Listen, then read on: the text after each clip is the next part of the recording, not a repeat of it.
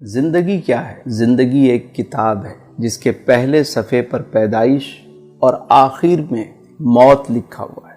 بیچ کے جتنے صفحات ہیں وہ سارے خالی ہیں، آپ جو چاہیں لکھیں، لیکن لکھتے وقت یہ ضرور سوچیں کہ جب احکم الحاکمین کے سامنے یہ کتاب کھولی جائے تو آپ کو شرمندگی نہ ہو۔ مولانا روم علیہ رحمٰن نے ایک بڑا خوبصورت واقعہ لکھا۔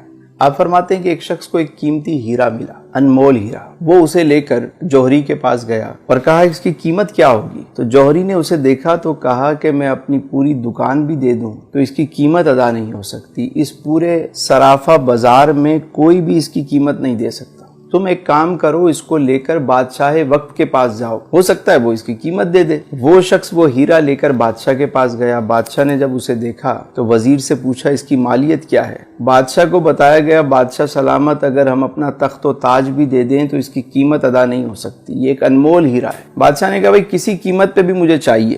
وزیر نے کہا یہ کام مجھ پہ چھوڑ دیں، اور اس شخص سے کہا کہ ایک کام کرو کہ تم یہ ہیرا ہمیں دے دو، صبح تم آ جانا سورج نکلنے سے پہلے، سورج نکلنے سے لے کر غروب آفتاب تک محل کے سارے دروازے تمہارے لیے کھول دیے جائیں گے، تم جس دروازے سے چاہو داخل ہو جاؤ، جو کچھ اس محل سے لے جانا چاہو لے جاؤ، تمہیں کوئی روکنے ٹوکنے والا نہیں ہوگا۔ وہ شخص گیا گھر، ساری رات اسے نیند نہیں آئی۔ صبح سورج نکلنے سے پہلے وہ محل میں داخل ہو گیا، دیکھا سارے دروازے کھلے ہوئے، وہ آرام سے داخل ہو گیا، کسی نے اسے روکا نہیں۔ پہلے ہال میں جب وہ گیا تو اس نے کیا دیکھا کہ بہت سارے شاہی لباس وہاں پر ٹنگے ہوئے ہیں، طرح طرح کے لباس ہیں۔ اس نے سوچا کہ ابھی تو صبح کا وقت ہے، میں نے تو ایسے کپڑے کبھی نہیں دیکھے، چلو پہلے اسے ذرا زیب تن کرتے ہیں۔ اس نے ایک لباس پہنا، اسے شیشے میں دیکھا، دوسرا پہنا، اسے اتارا، تیسرا پہنا، اسے اتارا۔ کافی وقت کے بعد اسے ایک لباس پسند آ گیا۔ جب وہ پہن کر اپنے آپ کو دیکھتا ہے، کہتا ہے میں تو شہزادہ لگ رہا ہوں، میں تو بادشاہ لگ رہا ہوں۔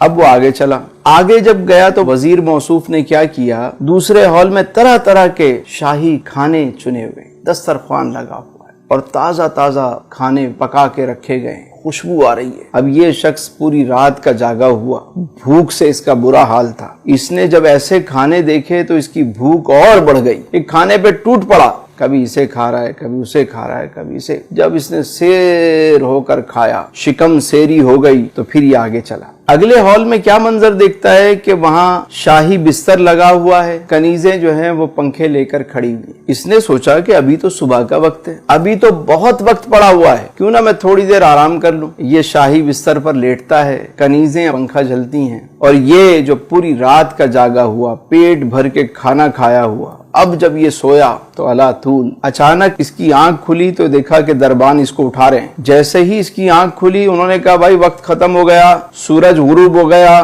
چلو اب یہاں سے بھاگو۔ یہ شخص فوراً اٹھ کر سامان اٹھانے لگ گیا، کبھی یہ اٹھا رہا ہے، کبھی وہ اٹھا رہا ہے۔ انہوں نے کہا خبردار، تم یہاں سے اب تنکا بھی نہیں لے کر جا سکتے۔ اس نے کہا میں نے تو کچھ بھی نہیں لیا ابھی تک۔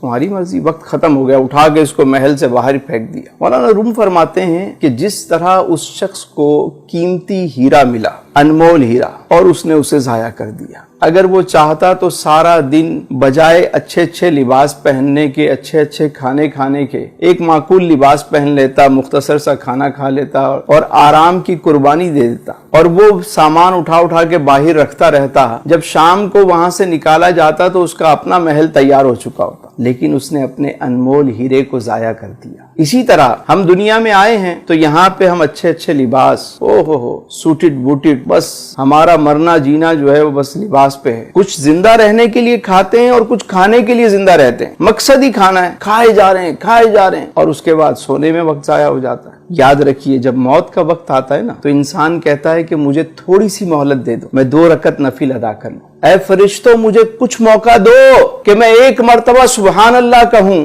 1 مرتبہ الحمدللہ کہہ لوں، ارے 1 مرتبہ اللہ اکبر کہہ لوں، تھوڑا سا تو موقع دو، میں کچھ صدقہ و خیرات کر دوں۔